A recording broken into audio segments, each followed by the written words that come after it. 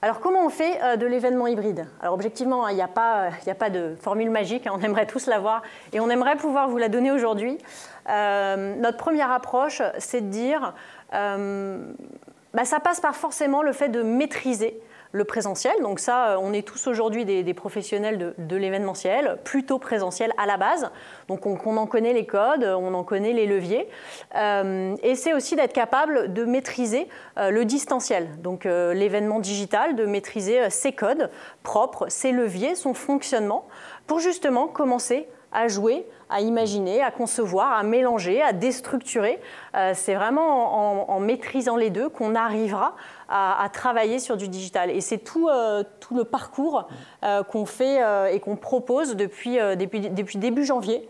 On a accompagné, grâce à la formation Digital, un peu plus d'une centaine de professionnels. Donc c'est notre grande fierté, on en est très content d'aider comme ça la filière événementielle à évoluer. On a des agences, on a des directions de la communication, des freelances, des lieux, des prestataires.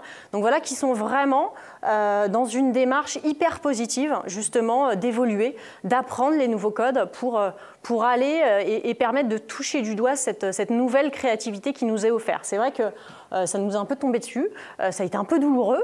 Et puis aujourd'hui, cet événement digital, c'est aussi une très belle possibilité de créativité, d'imaginer des nouveaux formats qu'on n'a jamais fait, des formats qu'on va aller proposer à vos participants, qui vont aller les chercher, qui vont aller les étonner. C'est de casser un peu les codes, casser l'habitude qu'ils ont eue sur du présentiel. Donc voilà, c'est tout l'enjeu du digital, c'est tout l'enjeu de ce qu'on fait avec la formation Digital. Et le but, c'est qu'une fois que vous serez en mesure de bien maîtriser tous les codes du distanciel et du présentiel, c'est comme ça, en fait, que vous allez pouvoir créer de l'hybride et vous amuser avec tout ça pour arriver à créer des nouveaux formats. Tout à fait. Alors, ce qu'on vous propose, on a été posé des questions, et on va vous les poser tout de suite d'ailleurs. On a proposé à Lynn, à Tassi, de nous rejoindre sur le plateau. Donc, je ne sais pas si Lynn est connectée. Est-ce que Lynn, tu es là avec nous? Alors, bonjour Lynn. Lynn, tu es donc responsable des relations publiques et des événements corporate de la FFT, donc la Fédération française de tennis. Et donc, on aimerait savoir, donc vous, en tant qu'entreprise, au-delà d'être une fédération, vous êtes aussi une entreprise, comment vous voyez justement cette année 2021? Est-ce que vous travaillez plutôt sur déjà du présentiel, sur du digital, sur de l'hybride? Comment vous avez, quelle approche vous avez par rapport à tout ça? Alors, bonjour Agathe, bonjour Benoît, ravi de vous retrouver.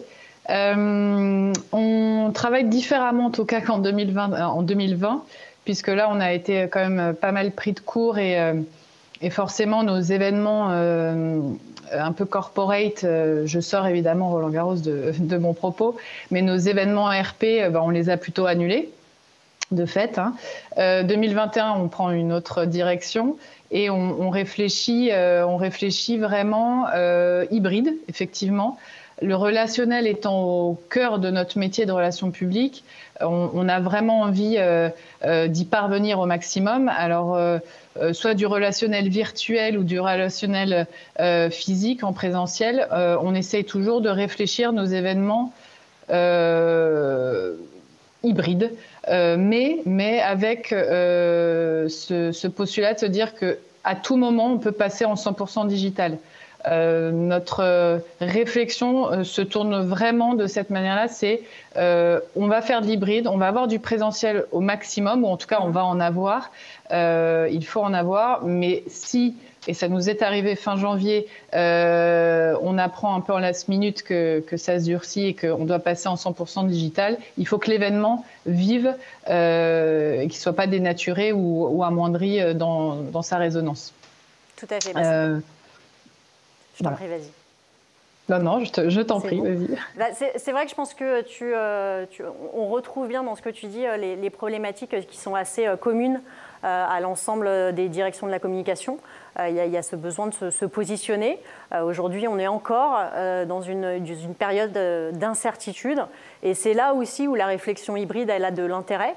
C'est de se dire, est-ce que je conçois un événement qui est full présentiel mais qu'au dernier moment, je vais un peu le basculer en digital, mais du coup, l'écriture n'aura pas été prévue pour? Ou est-ce que je conçois du digital que j'essaierai de marche arrière, faire en présentiel si vraiment on peut? C'est vrai que c'est aussi ça l'intérêt de réfléchir à l'hybride, c'est de se dire, si j'ai déjà préconçu de vraies expériences, du coup, je vais pouvoir dégainer l'une ou l'autre. Donc c'est là où il y a un vrai sujet. Alors ça fait double boulot, hein, on est d'accord. Oui, tout à fait, mais c'est un boulot nécessaire et je dirais même qu'au-delà du Covid, si un jour on en sort, ça nous a ouvert aussi cette perspective du digital, de se dire que ça nous ouvre des portes, hein, notamment sur l'international. Nous, on a beaucoup de cibles internationales, donc c'est vrai que c'est, je pense, pas quelque chose dont on se passera à l'avenir, même si évidemment on sera ravis de retrouver le présentiel.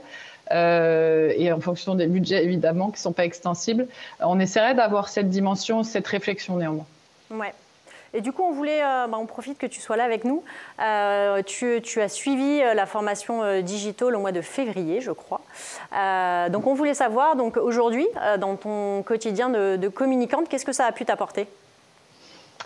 Des réflexes, clairement des réflexes, une nouvelle façon de penser, être beaucoup plus digital-minded quand les briefs arrivent. Parce que mine de rien, j'ai aussi des clients internes finalement, je suis un peu comme une agence intégrée. Et quand des projets naissent ou des briefs arrivent, cette formation a permis de réfléchir tout de suite de façon digitale, alors qu'elle soit 100% digitale, hybride, enfin voilà, ça dépend des projets, mais on a retenu des infos clés pour nous en tout cas, qui est la guerre de l'attention que tu mentionnais tout à l'heure.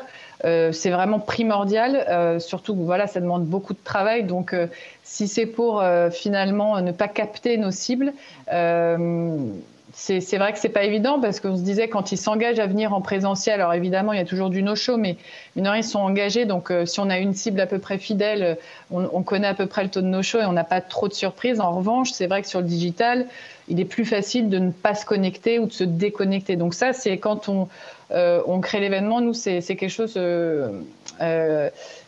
sur laquelle on s'attarde et cette formation nous a donné pas mal de clés pour justement repenser les formats, avoir des approches sur l'éditorialisation qui est très différente, sur le coaching, des interventions, etc. Et puis bon, là, ça sert puisqu'on réfléchit actuellement là, à un événement pour lancer Roland Garros de niveau 4. Donc, très bien, direct le niveau 4. C'est bien, il faut être ambitieux. Ouais. Bon, super. Merci beaucoup, Aline, nous avoir fait ce petit retour d'expérience.